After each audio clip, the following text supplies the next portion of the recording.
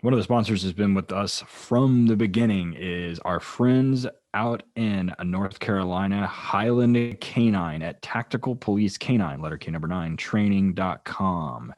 They are full service from top to bottom, left to right, north, south, east to west. They have everything, pointy ears, floppy ears, whatever you want. And they are a full service kennel doing seminars as well as handler schools for completed dogs and as well as green dogs. So be sure to hit them up, Highland Canine at tacticalpolicecaninetraining.com. The Fergusons are fantastic people. Jason's been on the podcast as well, so go look up his episode. Our one of my favorite sponsors is Dogtra. The folks over at dogtra.com. They've been doing this for a long time, guys. Their e-collars, bark collars, everything they do, we love it. We have a great relationship with them. They give a discount code WDR10 for 10% off any single item over $200. I tell everybody I have a kennel full of Dogtra e-collars. Most importantly, I have a kennel full of Dogtra bark collars. The YS600 to me is the best piece of equipment in all of dogs. Check them out, dogtra.com. Check them out on Instagram at dogtraofficial. We really like the guys at Ray Allen Manufacturing. They've been around for freaking ever. They were making working dog equipment before there were working dogs for working bison, apparently. So, and their product designer is one of our favorite people, Matt Wilson. We love Matt. So, rayallen.com. And everyone thinks, it's only for police and military dogs. And that's not the case. If you have a working dog, whether it's police and military or search and rescue or even hunting, and even if you got pets, they have literally everything minus the dog and the patrol car that you would need to outfit a working team or a pet team for anything, whether it be scent work, whether it be or AKC or UKC scent work, all the way up to explosive and narcotics detection for military and police teams and everything in between. So be sure to hit them up at rayallen.com. Use the discount code Working Dog Radio spelled out for 10% off your order. Probably, absolutely not even probably. Our first sponsor and longest sponsor is Arno over at ALM. Probably, to me anyways, one of the best guys in all canine. His website, almcanineequipment.com. You can get on there, give him a call, email him. He's the only guy you're going to talk to. almcanineequipment.com. He has easily the best tugs in the business. His bite suits are amazing. They last for a long time. Ted will tell you he's got the same jacket since Noah threw the ark out there. And his hidden sleeve, I still say, is the best in the business. Check him out. Use a discount code WD Radio, all spelled out, 10% off your first order. Check him out on Instagram, ALM Canine Equipment. All right, we are back. Working Dog Radio, broadcasting to Bite. I am Ted Summers from Tulsa, Oklahoma. With me, as always, from Canton, Ohio, is Eric Stambro. What's up, dude? Week 2 of handler class. It's been interesting. So we're talking before we started recording about some stuff. It's just new people stuff. Had a big training group come out today. Good dudes. They not my normal group that I train with. Like 10, 15 guys showed up. It was pretty good. Had some good times. Showed them a couple different places to do some fun stuff, and bleeding money into my new training facility for the pet side.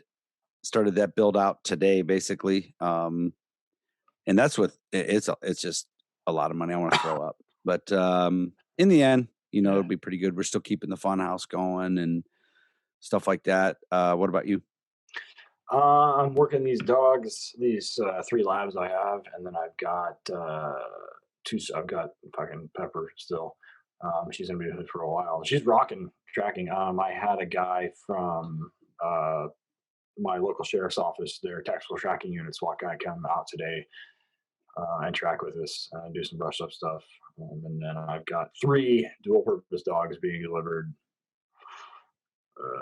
probably in 5 days or 6 days, whenever my transporter guy gets here.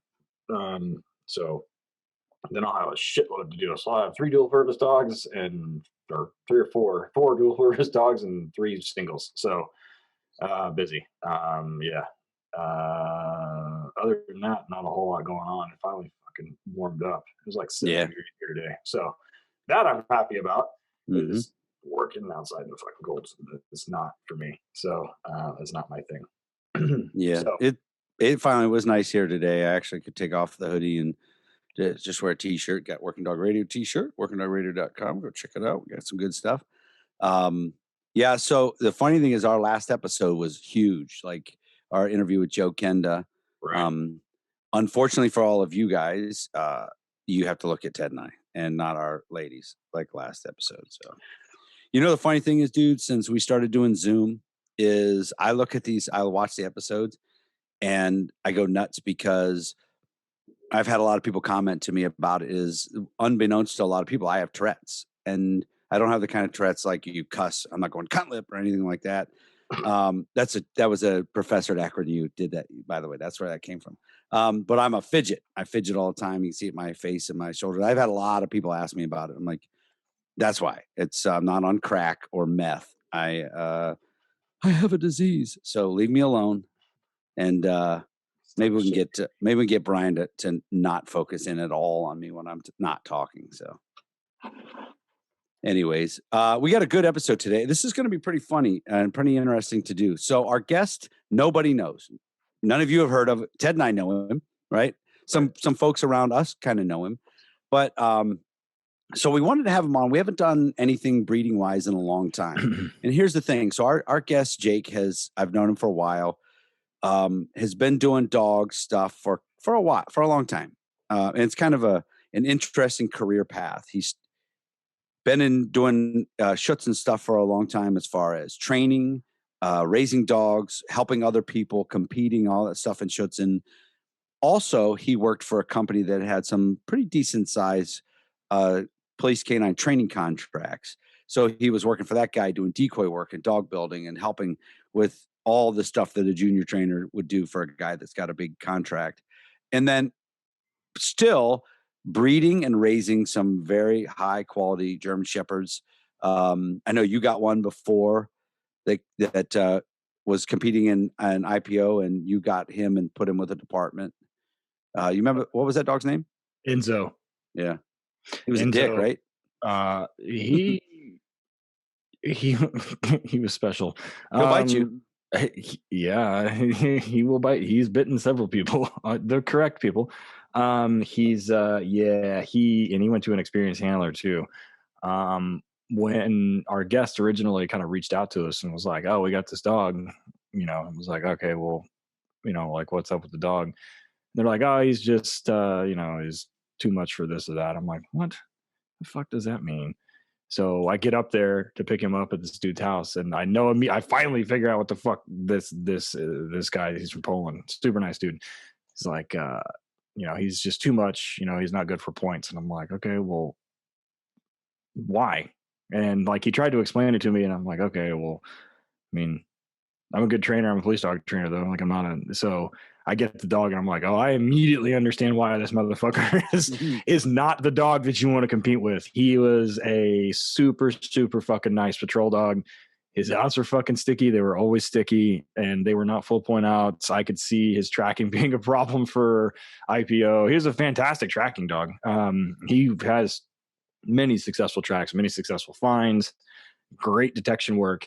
He's just kind of a strong-headed shithead, and he wasn't like super biddable. He was not the easiest dog in the world to train. Is not the easiest dog in the world to handle. Fantastic. Well, I mean, once you get used to him, he is. But him and his handler, his name's Michael, are doing great now. But I mean, and this guy had a Malinois, a shithead before that, and also a nice dog. But so yeah, I mean, that dog was Enzo was gangster for sure.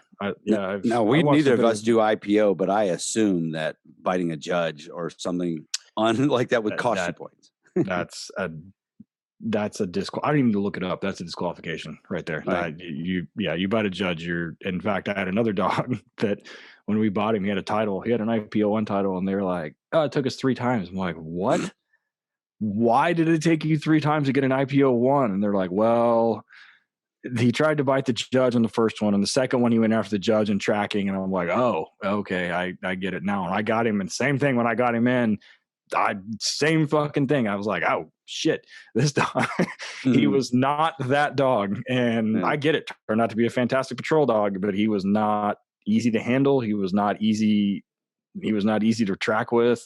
He would get frustrated. When he got frustrated, shit would get weird. And so there was a lot of drive capping that happened. There was a lot of mitigation of bullshit that happened that I can understand, why focusing on that is probably not what IPO competitors of the world want to focus on. Super beautiful dog, huge, great German Shepherd, but good Lord, was he a pain in the ass to deal with. So we have we've been talking about him for like 5 minutes anyway. So Jake did all this stuff before he was even a cop.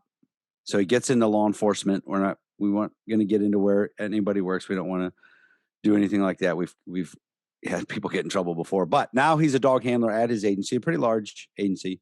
So we have police dog training before being a police officer, dog handling, Schutzen, and all aspects of Schutzen in the breeding side. And we want to get into the programs and how everybody wants to be not everybody wants to be, everybody wants there to be these big breeding programs in this country. And it's not easy. And so we're going to talk to him about it. Without further ado, we'll welcome Jake Lawrence. Jake, how are you, buddy?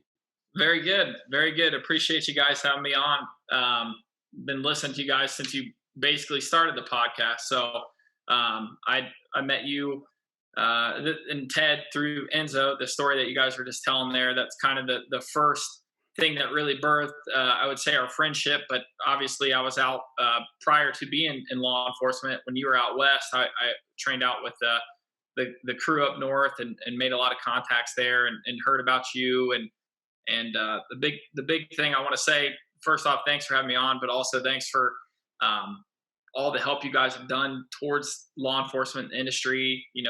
These times it's great to have knowledge and pushing it out on a platform like this that hasn't really been done before. I think it's awesome. I'm really honored to be a part of it. Well, thanks, man. It's been a good friendship. Yeah, it's been beneficial for everybody. And anytime we can get with good people that are helping, push things along in the right direction, it's always a good idea. So give us your background. I know I said a lot of it, but I'm sure I fucked some of that up and did it wrong. No, you're fine. Yeah. No. Tell us I don't know if you can, when they're watching Zoom, I can't remember, can they see the names on there? No. So, I don't know. That's I don't know. We're looking at it, and the name that's under Jake's name is not his name. It's his wife's. It's his wife's computer. He's not allowed to have a computer. So, no, just kidding. But anyways, Jake, go ahead and tell us all your stuff. Yeah. So my background, I grew up doing farming. My dad bred show pigs, and I did cattle. I did 4-H. I'm from rural part in central Ohio here, and I was immersed in animal culture my whole life. So I grew up doing that, grew up playing sports. I wasn't the best in school.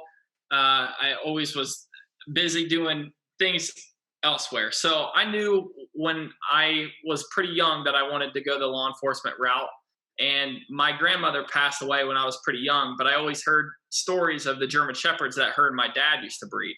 So I go 3 generations back. I have like pedigree paperwork from the 1940s from my great grandmother from her German Shepherd. So I always heard these stories. I saw old photos, old videos, and I knew, I was like, man, it just called to me. So growing up, like I said, traveling all over the country, doing pig shows and stuff like that with my dad, this turned out to be kind of the direction that I went with German Shepherds. So fast forward, I go to college, I get my CJ degree, and I start researching dogs, and I start reaching out to kennels. I say, I want to get as much information as I possibly can to learn about the dogs before I decided what I wanted to do. And I actually got hired to be a financial consultant before I went into law enforcement.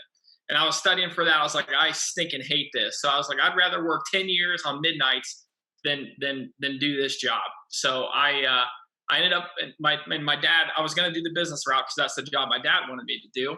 And he's like, I'll buy you a set of golf clubs for your graduation. I said, scratch that. How about you buy me a working dog from working line German Shepherd? So I got my first female, and I started IPO, and I had no idea what IPO was. I didn't even know civilians could do bite work on dogs. I had no clue. I didn't know what the sport was. I didn't know anything. And as you guys probably know, with like you're saying, with the junior help and different kennels, whether it was sport because that seemed to be the biggest civilian platform that I could get a part of. But a lot of police officers who are involved in the sport and also outside, being a 21-year-old willing to put a sleeve on or a suit on and could go for days.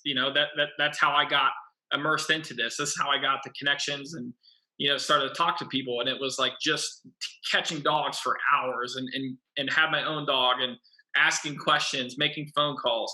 And I've spent several years doing that. I mean, that as you mentioned before, I mean, there's a lot of people that haven't heard of me because I kind of stayed in the shadows. I just caught dogs and worked my way up. Worked to this point to where I have experience under my belt now and working with dogs. So I get into sport. I have my dog. I start working with the contractor that you spoke about earlier on the intro. So now I'm working a lot more police dogs.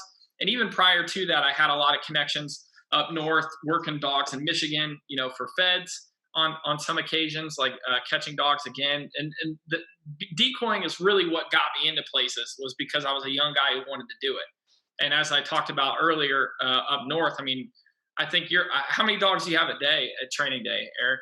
About 20.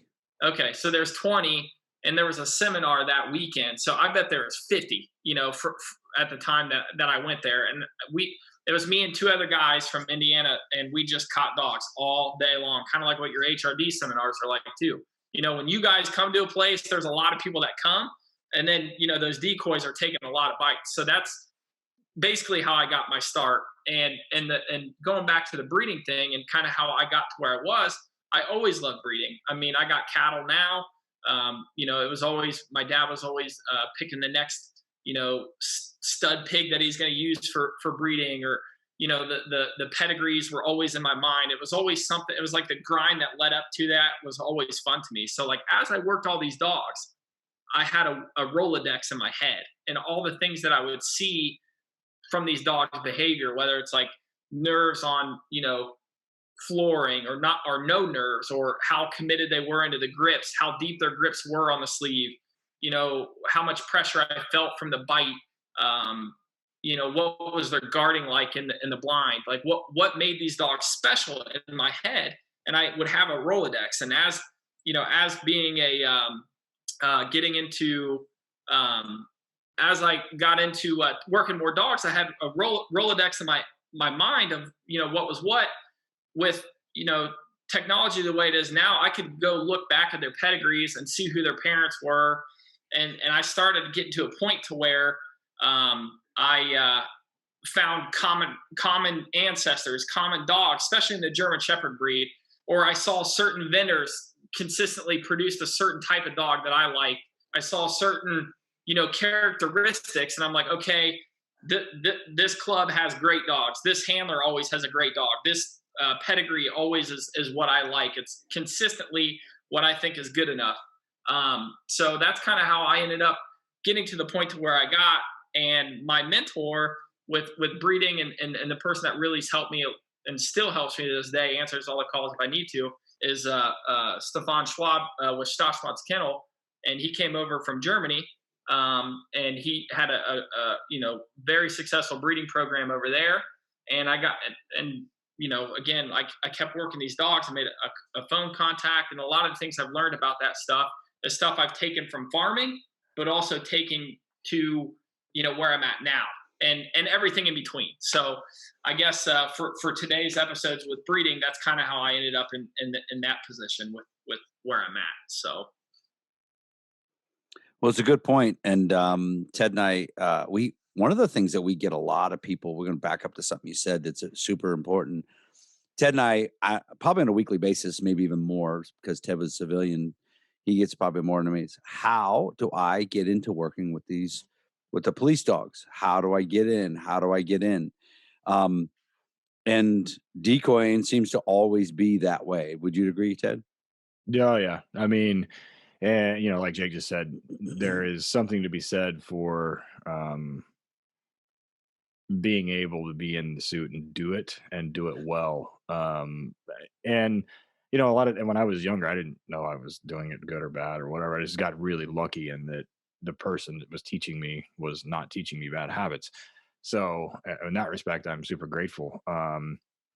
But as far as the way to get in, and that's why when we do the HRD seminars, the one thing I say, we bring in decoys from, I try and bring in decoys from neighboring is close, right? And I say, these guys that are here, when we leave, they're going to be here still, and they're going to be able to help you. And there's a couple of HRDs that I remember distinctly where the decoy work was extremely good. And in 3 days, officers are like, holy shit, my dog's never acted this way. He's never been this good. And I'm like, that has nothing to do with me. Like, I'm just running around yelling at people. Like, it has nothing to do with me. It has to do with the dude, like those dudes down the hallway. Like, that's why. It's not me. Like, you can do a scenario and do well and not do well. I mean, of course it matters to me, but it isn't, it's not going to matter like to the dog. And so, and we make a huge point about it, even in the HRD decoy seminars. We say, hey, this is what makes or breaks a patrol dog, or makes or breaks a patrol team in maintenance training is this, and it's an extremely undervalued skill. And I tell guys all the time, I say, I get handlers from wherever. I say, go find a Mondio ring or a PSA club or a French ring club if you're on one of the coasts or something. I said, because those dudes will work dogs for fucking ever. The other Jake in your state, the guy that we've had on the podcast, is a perfect example. Like, he's a civilian. He was in the IDF, but he looks like a fucking gangbanger, but he's a fantastic fucking decoy, and he has no problem working 400 fucking dogs in a row. And that's how you do it. That's how I did it. Working for free, going, and people, then it just gets spread and spread and spread. I get that question. I got that question today. Somebody emailed me, and I'm like, you just got to do it. And then on the other hand, I'm kind of a hypocrite because people contact me and they're like, oh, I want to come decoy. I'm like, I bet you do. They do, and they get bit once. They're like, fuck this hurts. I'm like, what do you think was going to happen?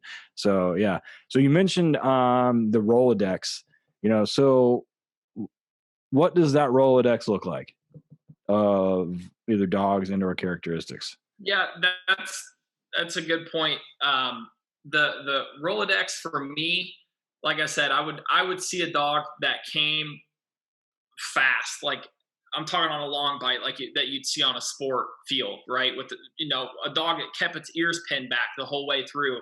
It was launching from 10 feet back, going to the police dogs, like same type of thing, same characteristics. Eric just posted that video of his Dutchie that he had. The characteristics like that type of dog were the breeding animals. The one that was like the top 1%, or even if it's the bottom, and I heard somebody talk their dog up a ton.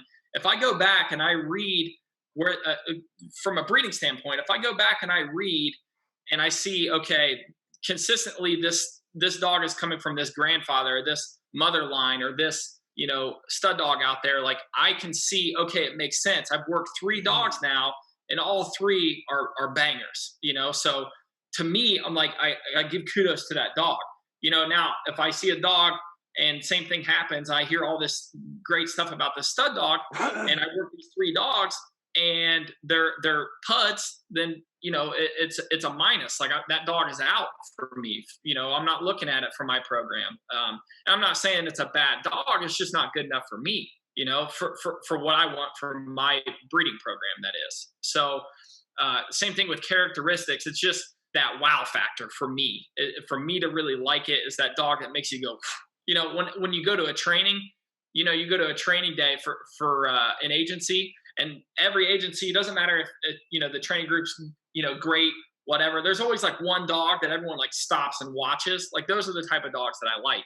Those are the ones that I'm talking about, that Rolodex, and and especially in sport and with breeding, that you have papers usually to back it up. So, and that can bring me to the next point. I figured at some point, you guys would ask me, what's the difference between a police dog and like a breeding type of dog? And I'll just get straight to the point, because I get a lot of people, being a breeder and being a civilian that got into the police stuff. There's a lot of police guys that like, oh, pedigrees, papers don't mean anything. You're right. Like, you're absolutely right. I'll take a floppy-eared Mal like 10 out of 7 days a week if he does the job for what I need to do, and I'm going to go home and he can pass every test that like matters to me. But it does matter for breeding. like you need to know what's behind the dog, because he could be an absolute, freak for where he comes from. And if you have no way to know if that's normal for that line, or if he's just like the outlier, you don't want to breed back, because those recessive traits are going to come through. So it's not important for police. If the dog is a great dog, that's all that matters for police. But for breeding, it's got to match where he comes from. Meaning, if you look at a dog's work, you see the dad works the same as the son, and the son works the same as the dad, and he matches your criteria of what you think is a freak dog.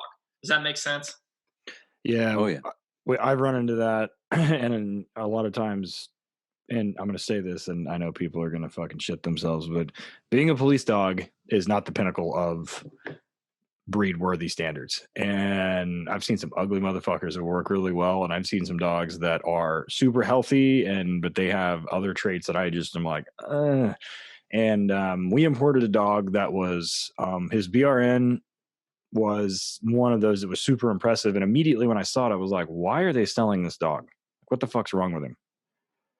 Huge Malinois, over 100, well over 100 pounds, athletic. It's one of those dogs that Subtle talks about, like on episode 3, he's talking about like he's got Duco 2 on him, and it's really, really close to that, because when the dog was bred, they used frozen semen, whatever. So we get this dog, and I'm like, why are they selling him? Come to find out, we bred him to a known female twice, and the puppies were fucking garbage. They were super healthy, super big, and he did not reproduce himself well at even all. And on top of that, both litters were all female except for one dog, which was not something. Yeah, that was terrible. And so I was like, and I was like, I know why they sold this. And he's a fantastic patrol dog, magnificent patrol dog, right? Like, he got a bite a couple months ago, and just found shitloads of dope, finds people all the time, tracked down 3 kids with shotguns. I mean, he is a gangster, right? Run by a great handler, not a good breeding dog. And we bred him to a female that has produced 22 single and dual purpose, or 23 single and dual purpose dogs. So it's not like we didn't know. And she comes from great lines, and he was just a fucking dud. And, there's those dogs are out there. Subtle mentioned one specifically when he was on Ivo, the dog that he bought. Great dog, same thing. He just didn't reproduce himself well. He was like, he was his favorite dog he's ever had in his house, whatever else. He was like, but he just is not, like, what came out of the female was not that. And, it is what it is. And that's the thing. Like, I see it all the time. People are like, oh, I've got a great police dog, let's breed him. I'm like, where'd he come from? They're like, Holland, or pick a country, throw the map. And I'm like, no, that's not what I mean. Like, what do you know about him? Oh, he's a great police dog. I can see that, but I mean, why should we? And they just kind of look at me. I'm like, okay, no, we're not going to do that. And it's the same thing. So, I mean, it kind of leads into the next part of the conversation. Say we know and we have good genetics, and we know we have good producers. Let's move into the puppy phase. So there's a lot of stuff that goes into raising a working dog. One thing that just kills me, unless it's a repeat breeding. So if it's a repeat breeding, what I'm about to say doesn't apply, but for the most part, they're not. People are saying, oh, based on this dog's working and this dog's working, the male and the female, we expect these dogs to be, insert a bunch of adjectives that are really vague and not very descriptive.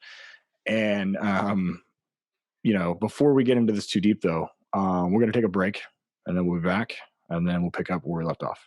So sorry to interrupt the great conversation we are having, but we have amazing sponsors that we need to bring to you. One of our favorites, one of our oldest, is Southern Coast Canine. The folks down there, the Heisers, they are great folks down there in New Smyrna, Florida, right? They got everything you need to do down there, guys. Full service kennel, southerncoastcanine.com. Give them a call, 877-903-DOGS. The Southern Coast Canine folks have killer dogs, guys. Everyone we've seen have been badass. Check them out on Instagram at Southern Coast Canine. Everybody knows that training is super important. One of the best training conferences in the country is HITS.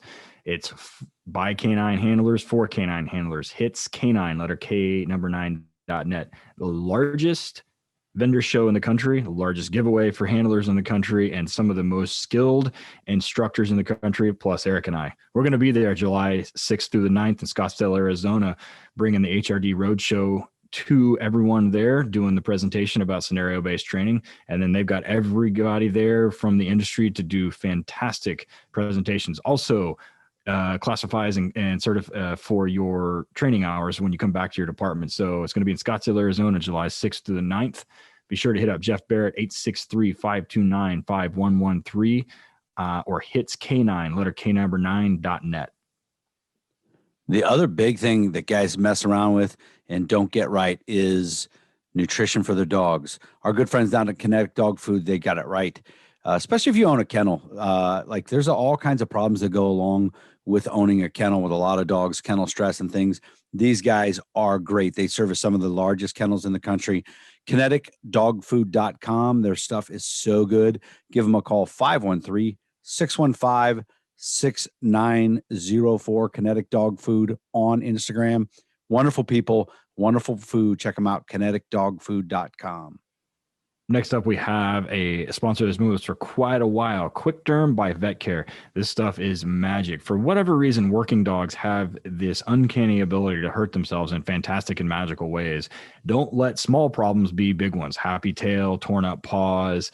One of our good buddies and also one of our interviews, Jake Hutchinson, had his dog got kicked in the face by a horse. The stitches were healed up very quickly with Vet Care. I use it on my tattoos.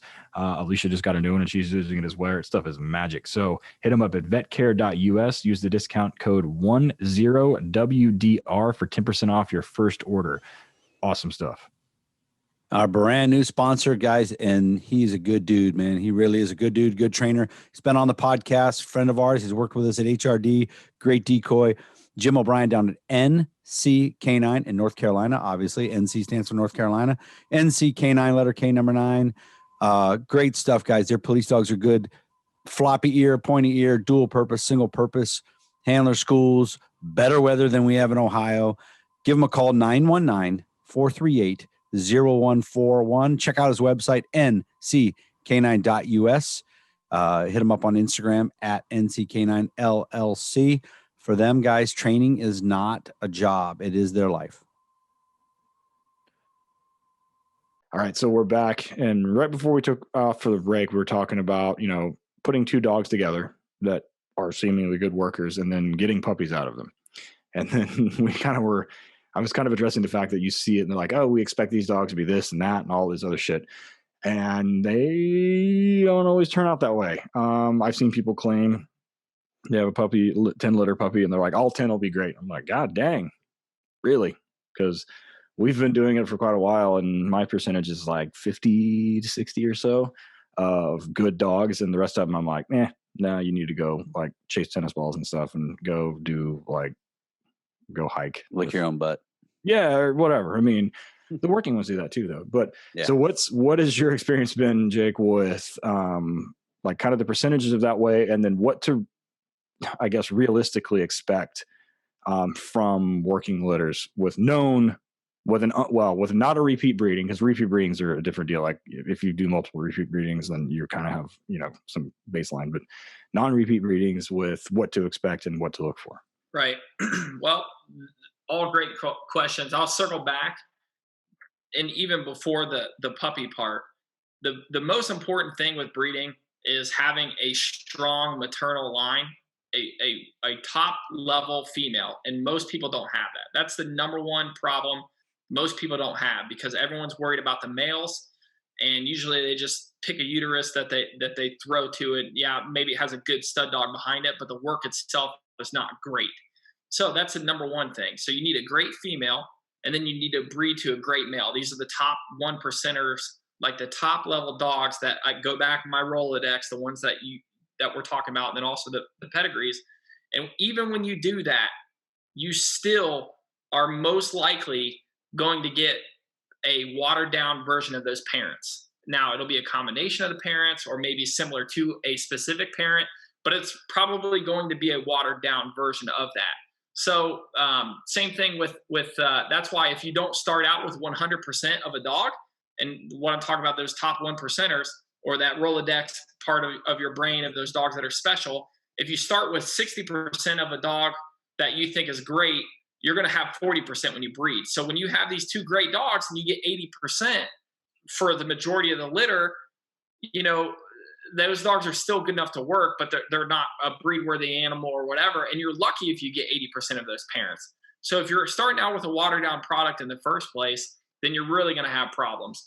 So even with the dogs that I think are great, anyone who tells you that they're having 100% success is absolutely lying. I've never sat down and did the exact numbers for, you know, dogs that I say, because there's a lot of things that, you know, outside influences, you know, the environment outside of the genetics. I think the proper definition, and I could be wrong, but I think it's called phenotype, how the environment affects their genetic, you know, upbringing and how they process after that point. And not only that, but also joint health, you know, injuries, things like that. There's a lot that goes into those dogs getting to that point. But the success rate, I've been successful. You know, I've had dogs that now are on their uprise. And actually Bogdan, the gentleman who had Enzo before, when Enzo left, he took a puppy out of my sea litter, and the dog's won every trial he's been to up to this point, and he's showing at his big first national trial coming up this spring. So hopefully, you know, he shows the way he should. But, you know, genetically, that dog I think is special. You know, he's one of the better dogs in the country right now, in my opinion. But young and upcoming dogs. So, and as for the police side, I've had vendors that have bought dogs from me as puppies and have done nothing with them, and they still end up going into police homes. And I've had people that have done a lot of the right things but for me, I wouldn't select the dog for myself. So it really is a crapshoot when people say it, but you stack your odds in your favor. You stack the deck in your favor when you do what I was telling you before, of having a great female and breeding to a great male. So you just stack your. I mean, if you go to a gambling table and I tell you, you know, I'll give you 75% success rate if you do it this way versus 30% success rate if you do it this way. But, you know, that can lead you to the next point, is what's the true motivation for the people that are making the breedings. Yeah, we had one breeding that it was a known male and a known female, so it was repeat breeding on both dogs, but not together. My intention was to create a bunch of single purpose pointy ear dogs, right? Because we had a lot of interest in them, whatever else, and it was going to be a good project. I'll be damned if 6 out of those 12 didn't turn out to be dual purpose shitheads and just gnarly patrol dogs. And neither one of the sire or the dam is that way. Like they'll do bite work, but they're a shit ton of drive, environmentally sound, perfect single purpose dogs, right? They don't give a shit about anything other than going to find a damn ball or going to find odor once you teach them, right? Which is all I need them for. And I thought, this would be great. You know, they're great even temper. You know, the puppies will be even tempered and whatever else. No, they were fucking not. And they were a lot like each other's grandparents, Right. which the mother's grandparent was a bitch, and her mother was a fucking bitch too, and is still a bitch. And then same thing on the other side, the male, God bless his but you know, both of those dogs were single purpose, you know, super good. And the female had produced a lot of dogs, and she's a great worker. You know, she'll do bite work, but it's not like, you know, patrol stuff. But so I thought, this would be great. No, well, it was great, but it was not what I anticipated. They came out like on fucking fire. I was like, and I realized like fairly early, you know, about 12 weeks old, I was like, shit, we got there's a little, this is a little bit different than what we bargained for. And then on top of the other 6, you know, we're kind of just like whatever, you know. They were, in fact, one of my friend here in Tulsa is an attorney, and she has one of the puppies. Well, she's not a puppy anymore, but she just kind of runs around. And, you know, I saw her last week. She's a fucking house dog, runs around, and she looks like a police dog, but she's, you know, won't bark, and she doesn't bite, doesn't do anything. So, but her brother is on a department locally, as a SWAT department, and bites motherfuckers on fire. And I mean, he is just insane. But they came out of the same litter, and I never anticipated that. So it's always interesting. People are like, I can guarantee it. I'm like, man, you got the hotline to God or something, because I'm not good at this, and you must. So sometimes I get lucky and sometimes I don't, but God bless. I have people that tell me they're like, oh, well, this and this and this, and I can guarantee it. I'm like, what if it didn't happen though? Like people want to sell me a puppy and they say, I guarantee it. I'm like, okay, well, what if he gets to be like 6 months old and he sucks? They're like, oh, well, obviously you did something wrong. I'm like, oh, okay. Right. Mhm. Yeah, okay. I see it. So those of us who I don't do it. I have done no breedings whatsoever. I bought a lab from a guy to train, and turns out he sold me a pregnant dog. So that's my only experiences, and not one of the 11 puppies ended up working. So, anyways, and Jessie is the runt is ours. But anyway, yeah, she earned her way in your heart. Oh yeah. My daughter told me to keep her, so I had no choice. But so circling back to the situation that Ted's talking about, where you have a female who's produced good dogs, then you have a male with good genetics, but every puppy out of 2 litters sucked. Like every was. Can you predict that? I mean, is that just a thing? How could, if you went back through, because your Rolodex is some of your bookkeeping stuff, like by the way, when you said you were going into bookkeeping, if you looked, Ted's face was like, yeah, I was in economics. Fuck that. Yeah, I was like, I feel your pain. Yeah. I didn't make it through it. I got hired and I was studying. I didn't even make it. I couldn't handle it. I was like, man, this ain't for me.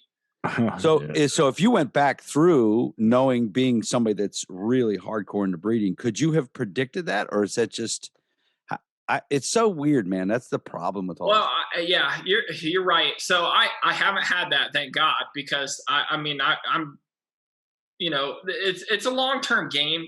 Breeding is not an instant payoff, and you're going to hang on to puppies that turn out to be puds, or you're going to have dogs that don't turn out to be what you think they're going to be. So there's always an inherent risk with that, but I've yet to have a litter where all of them are terrible. So I'm not saying it's not out there, it's not possible. And there's definitely dogs that don't produce themselves. But again, you go back to stacking the deck in your favor. And a lot of the times, like the females are a little bit more unknown than the males that I've used in my breeding program for the most part. Meaning, like going back to that Rolodex, like the males are proven through, other progeny or sons and daughters that are on different stages, and I have these females that I take to these males. And then once, there's been a couple males that I've made their first breeding on, but again, like their dad was a producer, their dad's dad was a producer, their mom has produced some of the best dogs I've ever worked, their grandma produced that daughter who's producing. So, I mean, I've worked a lot of the dogs in my pedigrees, I've worked or I've seen the grandparents of the dogs. So I'm talking 3-4 generations of dogs that I've seen myself. And I guess we'll say, like, for me, I like things real simple. If I can make something as simple as I possibly can, and breeding is a complex, hard thing to do. And when you do this enough and you've been around a lot, it kind of comes second nature. But at the end of the day, for a great police dog, the two things that, like, if you really want to strip it down, for a dual purpose dog, like an apprehension type dog, in my opinion, I think you need extreme prey and like impeccable nerve, meaning like environmentally, things like that. Like temperament, floppy ears, breed, none of that stuff matters to me, right? So, but when it comes to breeding, it's really not that far off either. I want extreme behaviors with great nerve, and it's a recipe for success on top of the pedigrees and what I see from dogs that I like. But those are the things. I mean, I'd be interested to see what you guys think on police dogs, because the temperament, every single dog is so different. They're all, some like people, some don't. So genetically, I'm kind of gotten to the point where when we look at dogs, because the Europeans test, and it's not their fault and it's our fault, they prepare dogs for how the Americans or whoever, the British or the Australian, well, the Australians don't, but because they can't get dogs in there, they got to sit in quarantine for 7 years. But these foreign countries that buy dogs from, they prepare them for these tests, right? And that's the thing, like, we haven't even talked about that really. Like, how do you test a patrol dog?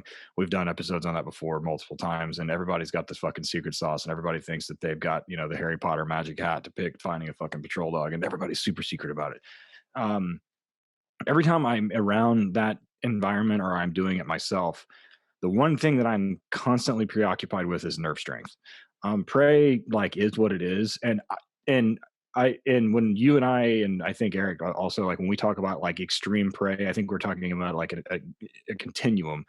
It's not it's extreme for all dogs. I personally prefer a dog that has a lot of prey, but not. I have one right now at the kennel that what I would consider that is he has too much. Right. And he is going to be his entire life, even after he retires.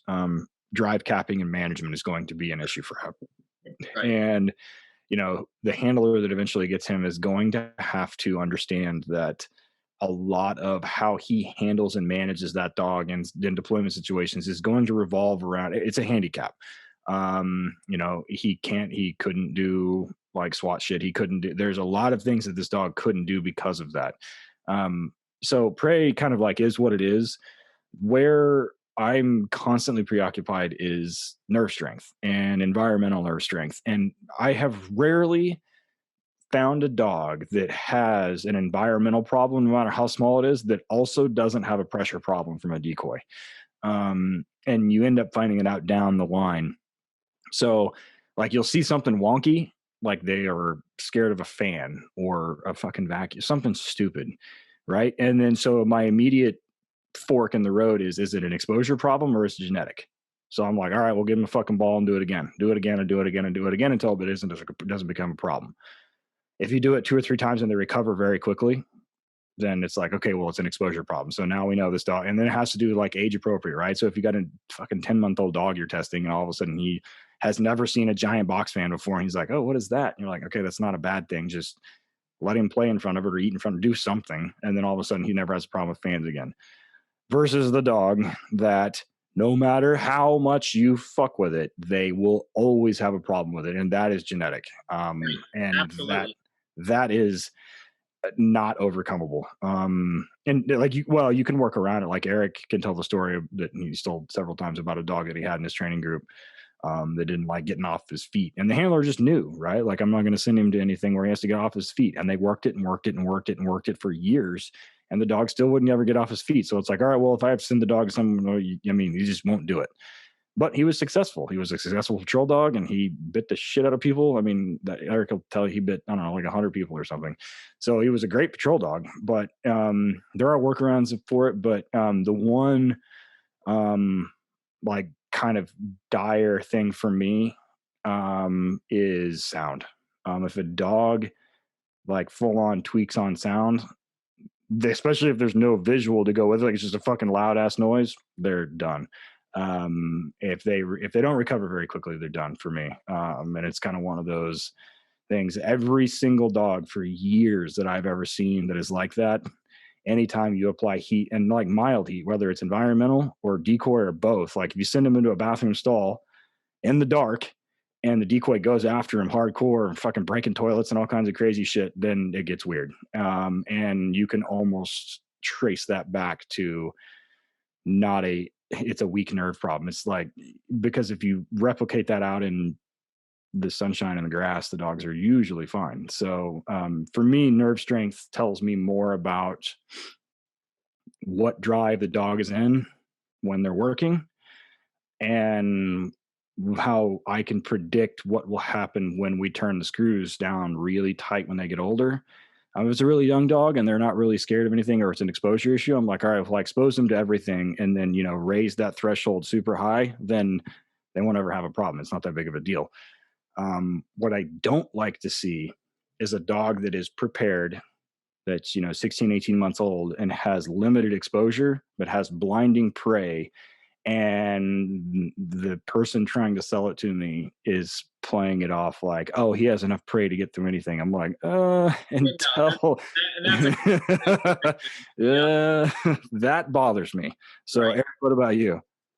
I'm the same way. It's my first test when I get dogs in are environmental, and that's what we're going to fail them for. Sometimes I'll get a dog that'll go from dual prospect to single prospect when he's just not really about that life. So circling back though real quick, back to the female, to the mother of the litter, so to speak. So when we had Subtle on, he said his biggest thing with the dog, with the female, is it has to be social. That was his big thing. He said that he has people coming in and out of his whelping rooms, and if the mother is not social or is fearful towards humans, that the puppies will pick up on that, and that's how they end up being. Granted, doing mostly Malinois and Dutchies, and I know you're mostly in Shepherds. Do you agree with that? Do you feel the same way as far as that goes?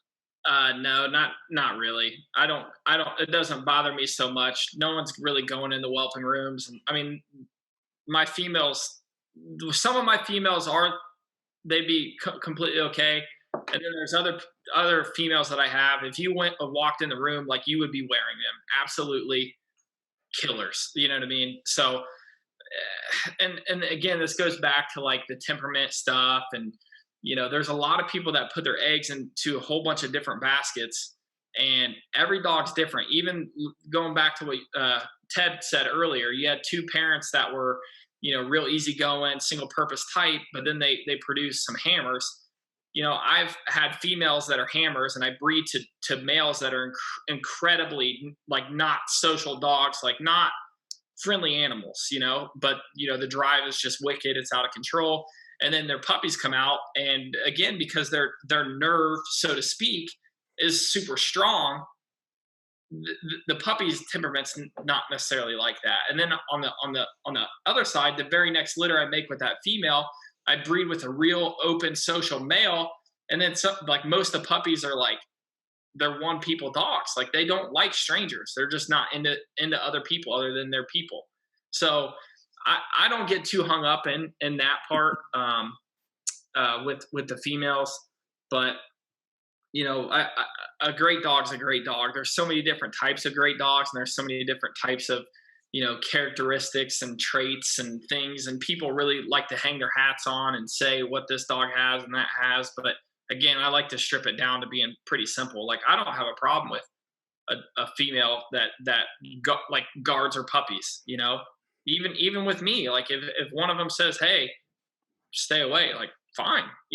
That I mean, these dogs are wild animals. Like, they're predators, right? I mean, a lot of those people breed the wildness out of the dogs. Like, if my dog goes after cats, and I'm not talking like in a nervy, hackly way, like if my dog goes and chases and kills a chicken, like, I mean, this is a freaking predator. Like, if my female's got real hunt drive and I'm outside, I need a manager.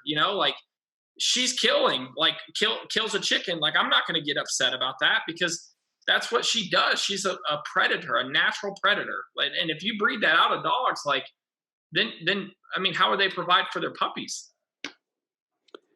Yeah, that's a good question. Or protect their puppies in that case. Mm-hmm. And there's that fine line, and going back to that nerve stuff that we're talking about. Where is it coming from? Is it coming from a fight or flight? I'm scared. Or does it come from a dominance place? Like, hey, don't mess with my puppies. Like, and there's a difference between that. And none of my females are gonna be weird from a weakness standpoint. It come from hey, this is my area. I don't know who you are. Stay away from me. So I got one more question, and then we're gonna take a break. So, like Ted was saying, when we're getting a dog, say we got a green dog, and we're starting to work him in towards the police stuff, right? We can tell at a certain point if the wheels start falling off, or there's just going to be something there, usually some sort of environmental, or because we're exposing him to a lot of weird shit. But if I'm a guy that my whole thing is just doing IPO, right? Most everything I'm going to do is on the field or something similar like that. Where do you see, what's the first thing that you start ramping up that starts happening where you're like, oh yeah, this is a problem? Problem for me breeding, or problem? No. When you got the dog and you're going to work him for IPO, like I said, it's a new dog and you're starting to work it up. Where do you see the first thing where you're like, okay, I got to pay attention, because right here is where I'm going to know. Okay. Yeah. So for me, again, going back, like, breeding is my number one thing. I'm not one of these people who wants to make a world team and be on the podium. I that's not my motivating factor. I do everything pretty much for breeding and also to make me a better canine handler and to be able to help other, cops or other people as a decoy, things like that. But for me, I go all the way. It always goes back to breeding. But for sport people, and I can answer it for most people that I know who are real into the sport, it's the stuff that's going to make you start losing points. So as soon as your dog is a half gripping dog, there's a reason why German Shepherds, like they gear the sport and they judge it for their success. So like a grip behavior between a Mal and a Shepherd is different a lot of times. Like in the way, we teach in police is for them to punch in and push more. And even if they kind of do, I don't want to use the term re-grip, but if they punch in, you're losing points on that in sport sometimes. So there are certain traits that you look for.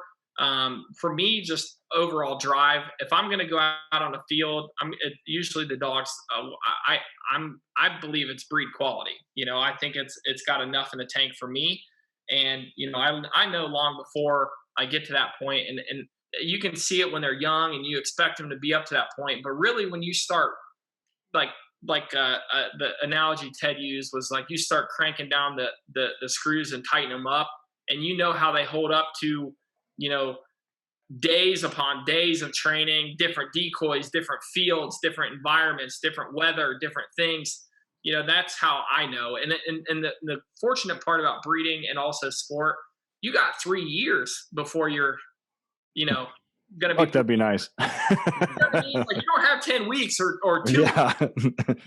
You got 3 years to make a decision on whether you think a dog's breed worthy or if you want to take it out on the field, or if it's something you're proud of or not proud of. So, you got time, so there's a whole litany of things that could, Yeah, you said something interesting too, and I've heard this from other sport folks, and a lot of guys that are in police work would not think that going from one outside field that you train at all the time to a different field, an outside field, actually, if you never did that and the first time you did it was at a competition, that could really screw you up.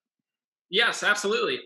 Listen, I'm not going to out any big sport names because that's not the reason why I'm here. I'm here to, help. But there's dogs that get bred multiple times that walk into stadiums at big fields. They walk past, grates that spook them and get them scared. There's flagpole whipping up on the thing, and I see like the dog's eyes like look up at it. I'm like, uh-oh, And then it goes out on the field because it's seen a soccer field over and over again. It's pattern training.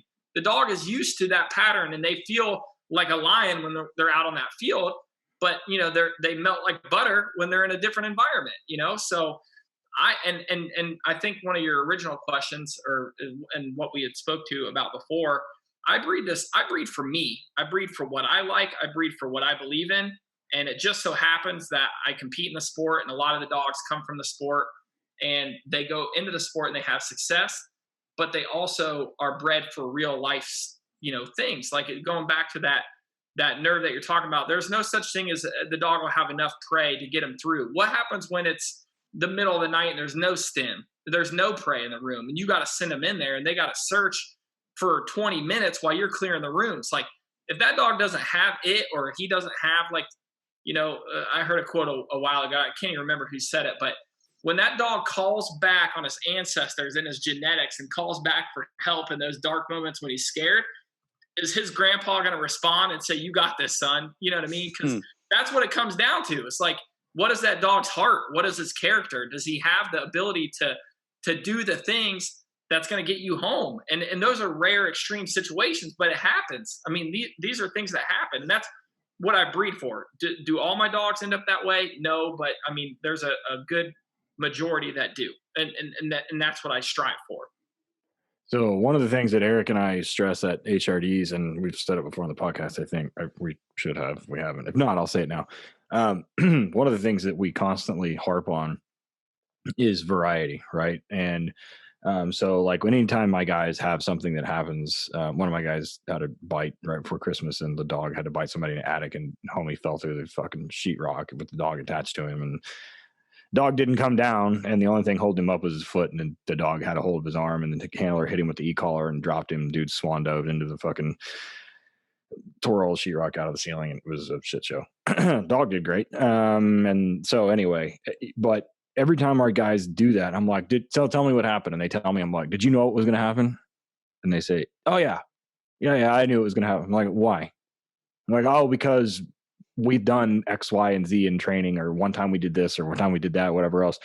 I have guys, and Eric will tell you the same thing, that are on some martial task forces, and the marshals are kind of turn to look at them and be like, is he going to be all right? And they're like, yeah, get out of the way. And they know, right? So it's because we've done that. And I constantly, even dogs that are, 7, 8, 9 years old that have been on the street, 6, 7, 8 years or however long. And there's always something. Like, I was like, I bet I can find something this dog hasn't seen before. And normally when they get to that age and they're successful and they've been handled and raised correctly, there's not much that's going to stop them. But, there's always going to be that hole. And it's constantly environmentals. And so that's why I'm always asking, if any of my handlers say, well, I wasn't really sure it was going to happen, I have fucked up somewhere, especially if it's a guy that's experienced and has been with me for quite a while, or been with us for quite a while, and has been handling or, kind of training under us. I'm like, yeah, I screwed that up. I'm sorry. And that becomes, and ironically, and Eric will tell you the same thing, a lot of the scenarios that we run and at HRD, and a lot of scenarios at Torchlight, and I'm sure at Van Ness, are built around that. Like, I vowed to never let some shit happen again. And because of that, dogs see stuff from day one. And puppies I raise, which we'll talk about after the break, see shit that patrol dogs don't see as puppies. Now, granted, it's scaled, but then by the time they get to be a patrol dog, they're like, oh, well, whatever, And then we don't have any problems. Like, you imagine raising, if you're a canine handler listening to this, can you imagine me as a vendor handing you a dog and the dog not being scared of gunfire? Or not trying to fucking murder you when you just fucking pull your firearm out, and you don't even fire, you just fucking pull it out, and he doesn't try and murder you. There's dudes listening to this right now being like, oh shit, that'd be so fucking nice. I'm like, well, I mean, it can be done. I promise. I've done it. So we're going to go ahead and take a break. We come back. We're going to talk about in my opinion, the reason why police breeding programs in this country fail. So we'll be right back. Working Dog Radio. We love our sponsors. This episode is sponsored in part by Ray Allen at rayallen.com. Everything for dogs. Check out their 10% discount code using Working Dog Radio, all caps, rayallen.com for everything dogs. Be sure to check out Dogtra also. Eric and I love Dogtra. It's what we both use at the kennel each day. I like the 1900S. Be sure to check them out at dogtra.com. Use the discount code WDR10 for 10% off any single item over $200.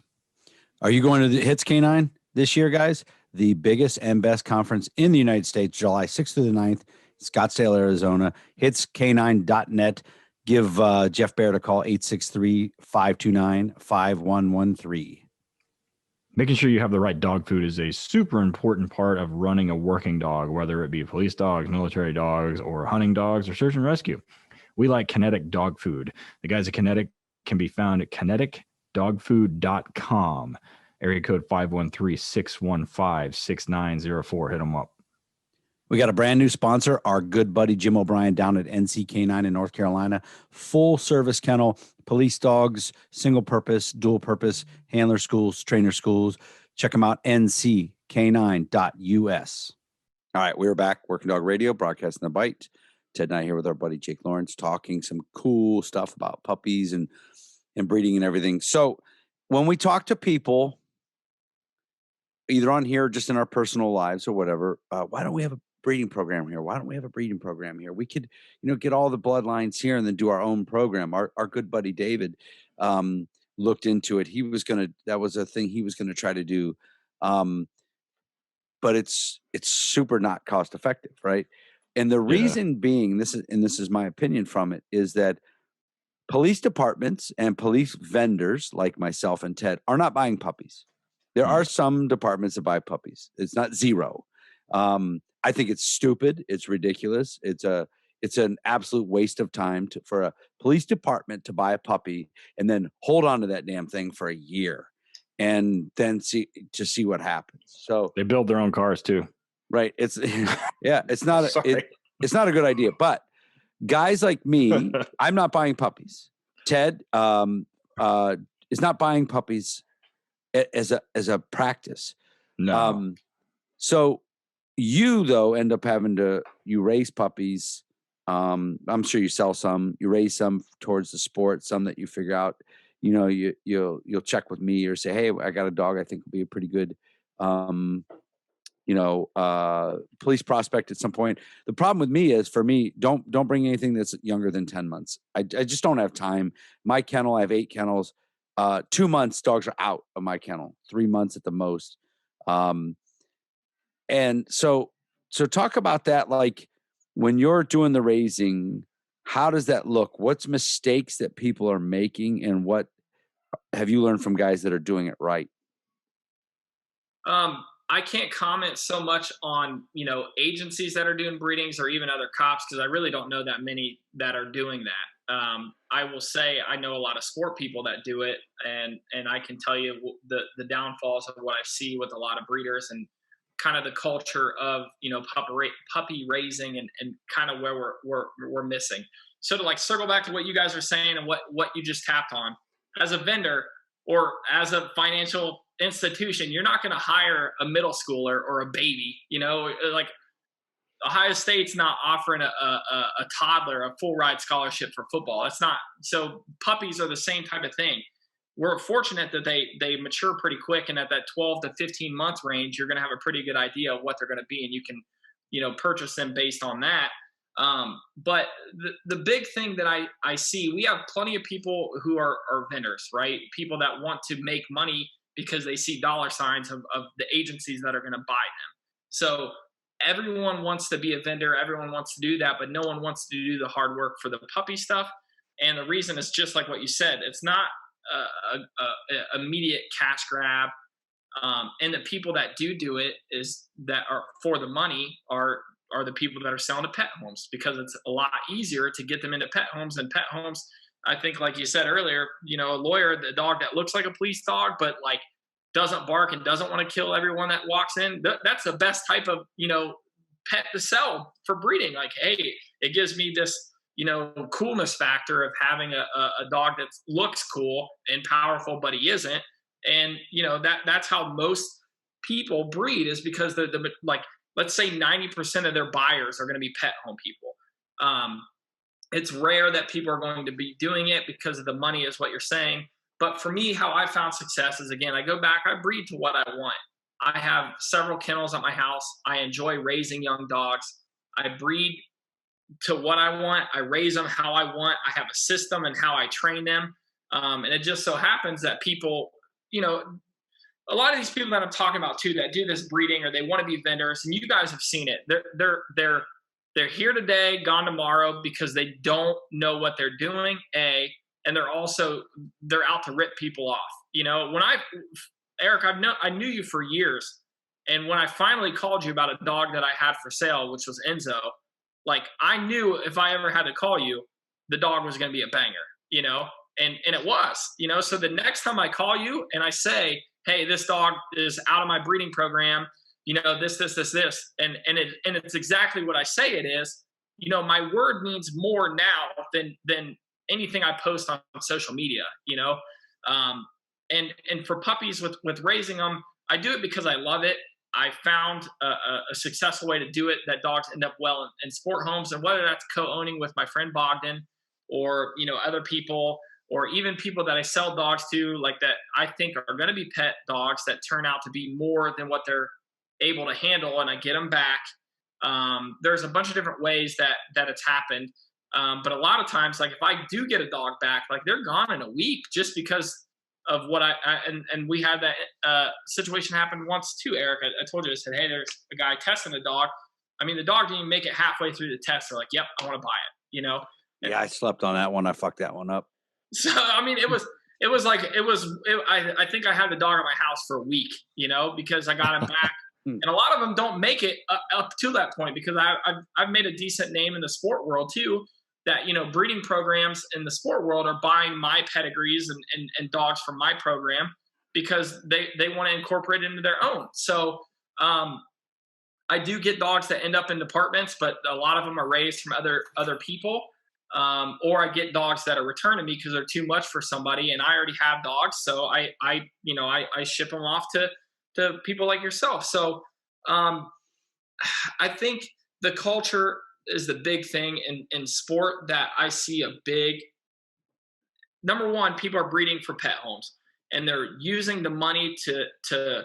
There's no money to be made in dog sport, so there's other avenues to do it. Whether it's your stud dog does breedings, or you sell puppies out of your stud dog, and people need that money to travel. It's not a cheap sport to do, so they use their breeding programs not necessarily to better the breed, even though they say they do, or whatever.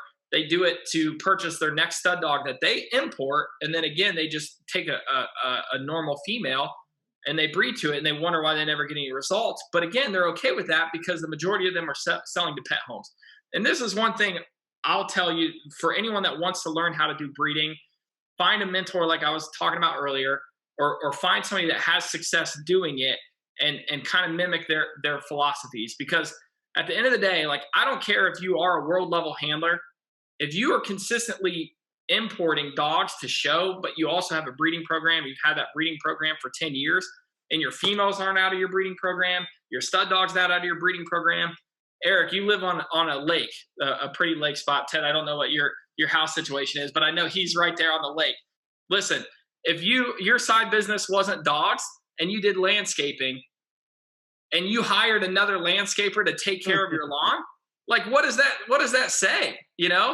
So find somebody that's breeding and raising and doing it, and doing it at a successful level for the people you want to mimic.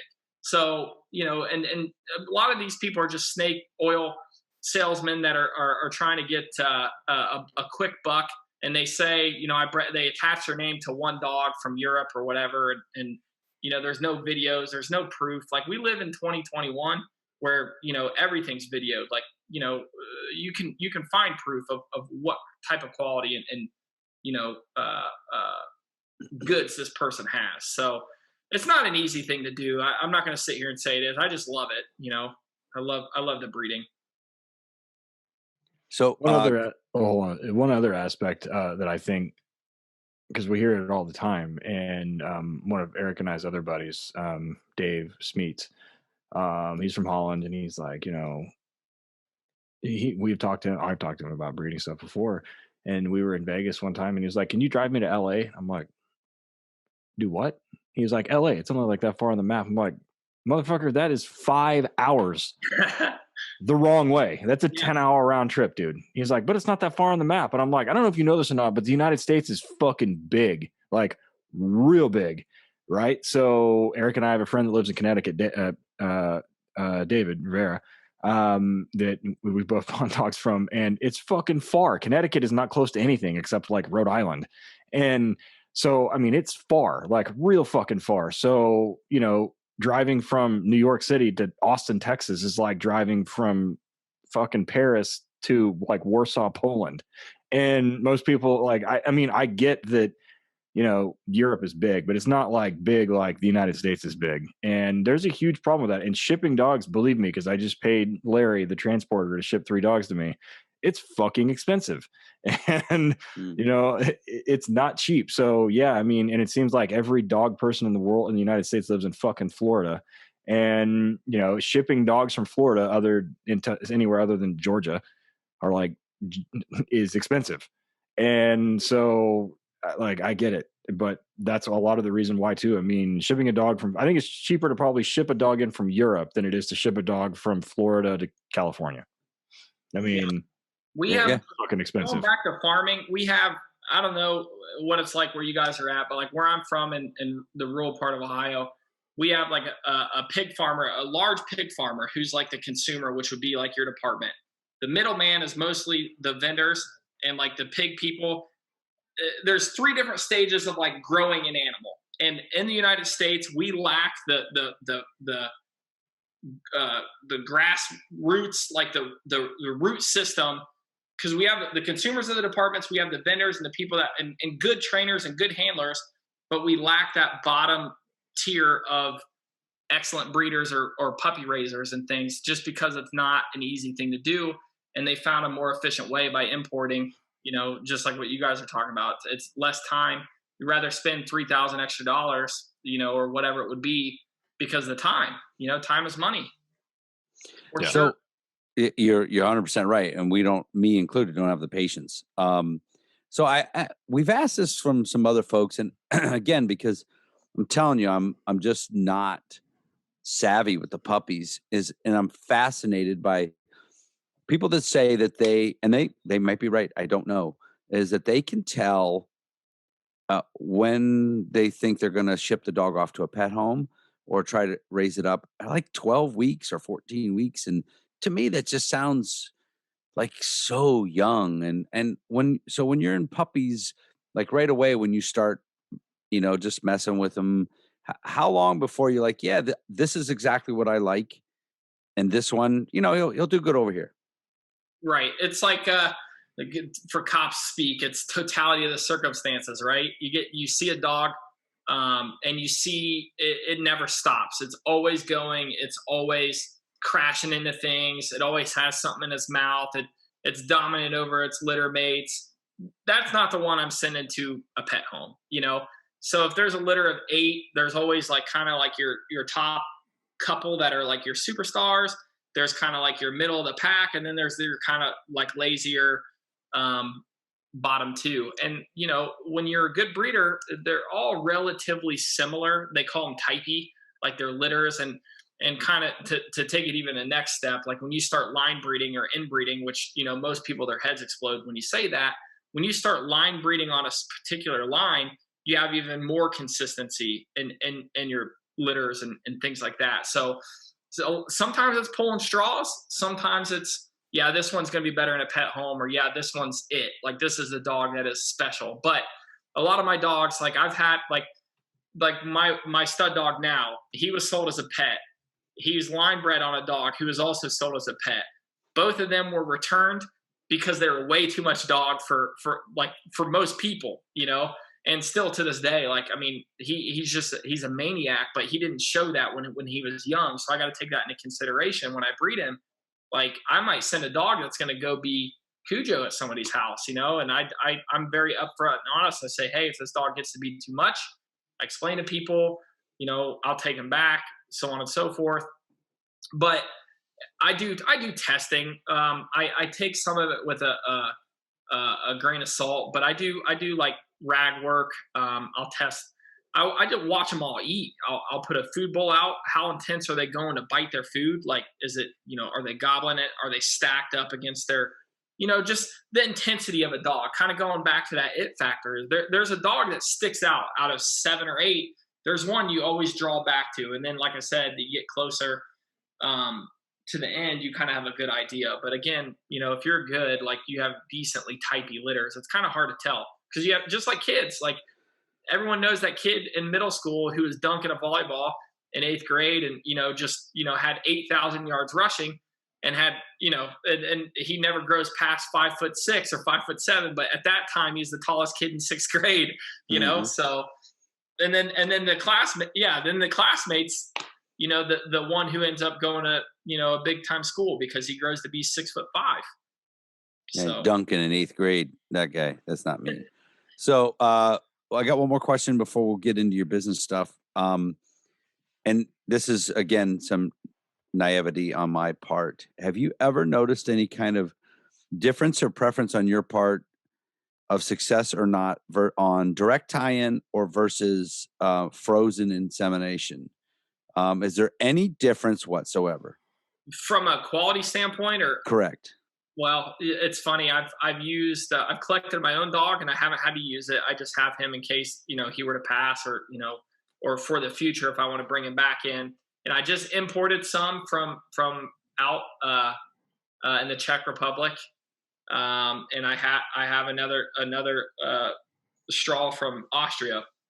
I haven't used any yet. I've used mostly dogs from the United States, and I haven't had to do the frozen. I know when I talk to, are you familiar with Dr. Hutchinson up north where you're from, like Cleveland area? No. Well, he's probably one of the best in the country from, what I've been told for AI. But I'll tell you, like for cattle, I mean, it's We do it all the time for cattle, and it's easy. I mean, it's an easy thing. It's really not that different, from a success standpoint, especially with taking the dogs to the vet. There's a test where you can see if they're at their peak ovulation, and then that's when you would do the breeding for the AI. And I've had success on AIs, but I've never needed to use frozen yet. So Yeah, I didn't know. And the funny thing is, because we that dog Russo that I own, we talked about collecting him and storing it and keeping it. It's I thought it'd be more easily done than it is, and it's like where Hannah, the handler that has him, Russo, like there's nothing in Tennessee. She has to go quite far away, and it's I don't know. I would have thought that it was a lot more simple. People are like, no, there's more involved in it, and you have to well, go to a tanks, special place. there's a lot of liabilities with tanks. So if a tank loses its freeze, and every show dog person in the country says that was the greatest thing in the world, I'm going to sue you for this much, money. Then I think it's a lot of liability, and it is a specialized thing that the vet does. But I mean, if you're in your area, that guy, it wouldn't be too hard for you to get to it, and he could ship out from there. I'm from Central Ohio, and going up there, that's where I'm going to go to get my frozen stuff, and that's where I store my stuff too. So it's not easy. I mean, with my day job, getting up there, it's not easy. We have a guy locally here that he specializes. We have two really good agricultural colleges here, and they're not in Tulsa, but they're in Oklahoma. And one of these guys is in Tulsa. I think he's a professor at one of them. But anyway, he is a veterinarian geneticist, some fucking thing. But that's his deal. And Oklahoma obviously has a lot of cattle, a lot of horses, and that's his thing. So, and the horses and cows, as are much more complicated than dogs. And so when he's like, oh yeah, if you ask him about dogs, he's like, yeah, that's no problem. That's super easy. Just bring them in. Well, I'm like, okay. I don't know what the fuck goes on, but they're like, and they have all the tests that they run on the semen and this, that, and the other. And they're like, oh, it's great. It's this, it has this much virility and blah, blah, blah, blah, blah. And it's this much mobility. I'm like, I have no idea what you're talking about. And they're like, no, it's really good. I'm like, don't tell me it passes the taste test. I don't want to fucking. Yeah. They're like, here's a spoon. It's not like Baskin Robbins. You don't get to taste it all fucking gross. No, you don't do that. So no, but I mean, that's having people ask me that. I think in other parts of the country, that's probably not very common. Being in as Ohio, obviously agricultural, so is Oklahoma. Texas, I would imagine, is as well. Kendall, one of our buddies down, she's a genetic goober, and she knows a lot of those people too. But that's what I would do. If you have a dog that you think or that should be, I don't know, frozen, or should you need that, and down the line, that's what I would do. Go talk to fucking horse people or cow people. They'll tell you where to go. But your normal vet that handles small animals, they're not gonna fucking know. Most of the time they won't anyway. My local guy does not. Handles all her working dogs. He's great dealing with shitheads, but he didn't even know. I asked him several years ago, and he was like, fuck, I don't even know, dude.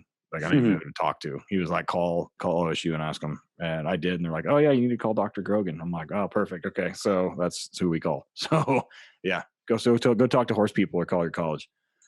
Nice. So let's talk about, is it Rilyn? Right? Rilyn? Yes. Yep. It goes back to my grandma's name that I was telling you earlier. Her name was Marilyn. That was her kennel name. So cool. So what does that look like? What, people are like, oh, I go to so-and-so, dude, you got to buy his puppies 2 years in advance and all that other stuff. What is contacting you? We're going to go over how to contact you, but what does it look like? I'm on Instagram, Rilyn K9. Also on Facebook under Rilyn K9. I do videos on there. I'm, pretty active on my Instagram account, as active as I can be. That allows, my job, because we have, pretty strict, guidelines of what we can and can't do. And was actually one of the conversations we had earlier. So you can contact me there for puppies and upcoming breedings. I have, stud dogs to approve females that I can, take care of people on. And I just love dog stuff. So if you have any questions or, I'm not in this for the money. I do this because I love it. So if there's people that I can help you get in contact with, I'd love to help that too. So that's how you can get a hold of me there. People that are local to you down in the basically the Columbus, Ohio area, that are interested in doing IPO stuff. If you go watch on Rilyn Canine, Rilyn, you'll see it's not just him decoying. There's a lot of obedient stuff you put on there. Are you still pretty active in that and helping people kind of get ready for trial, building up? Is it just your dogs? Do you bring dogs in from outside? How does it work? Yeah, I still help people with trial. The one I'm with all the time is Bogdan with Chase, the dog I was talking about earlier. I travel a lot. I do a lot of decoy work. I've done trial helper work too. I'm a certified trial helper for Schutzen IPO. Again, that's not why I got into IPO, but I can do it. And I've done it for trials here, even recently. I help people get ready for big trials. And again, I don't put a lot of this stuff on Facebook because it's not like I'm trying to push a business or anything for myself. I'm very active, and it's funny because a lot of the top name people, they do, and they ask not to be shared on video or this or that. So, I can respect everyone's, wishes and I do a lot of things under the shadows, decoy work or helping people out when I can. But again, it's not anything other than love at this point for what I do. I mean, I really enjoy the German Shepherd, and I enjoy working dogs and especially cops. And that's where I reached out to you a while back, and I really want to start giving back to the law enforcement community because I've learned a lot from civilians like Ted or people that know more than me that I can now give that information back. And I have a platform and an outlet to do that, being a cop and having connections to other law enforcement handlers. Cause I mean, it's needed. 100%. Absolutely. Ted, you got anything?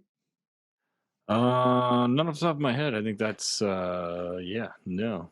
I was gonna say like where can we find you, but you took care of that. So and we got to everything else. So I do got one more that I just thought of.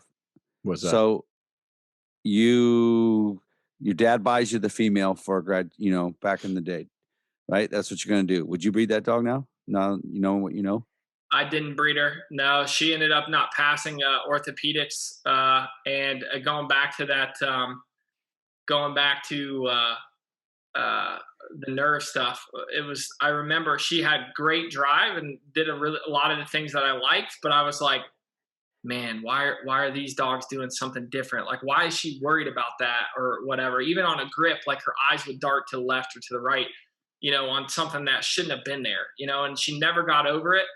And I love the dog. I retired her to my, and she was young. I retired her to my cousins because she was no longer the dog that, I wanted. And I could have sold her and, made money. She could have been a police dog, could have did this or did that because her joints weren't bad enough to where she couldn't work. It's just, she wasn't good enough for breeding from that.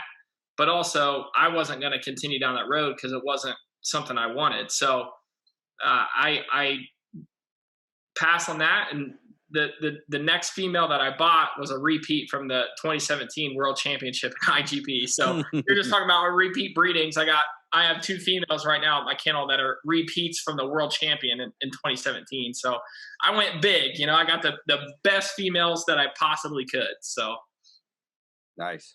So yeah, I wouldn't breed her compared to them.